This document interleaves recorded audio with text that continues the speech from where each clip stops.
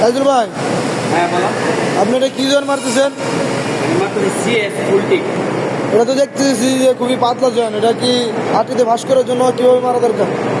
CS ফুল tick আর CS zone, এটা পাতলা zone 3 mm zone, 3 mm। হ্যাঁ পাইপের টিকনেস হলো 3 mm। হ্যাঁ 3 mm টিকনেস খুবই কম।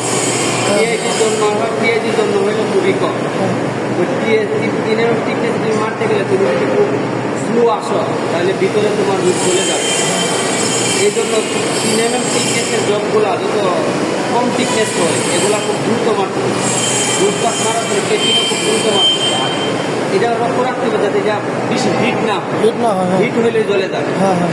হিট হইলে জ্বলে যাবে। আমি অর্ধেকটা কেটিং মারছি আর অর্ধেকটা আচ্ছা, মারছি। ঠিক আছে, এখন আরো অর্ধেকটা মারেন তো, সবাই দেখো।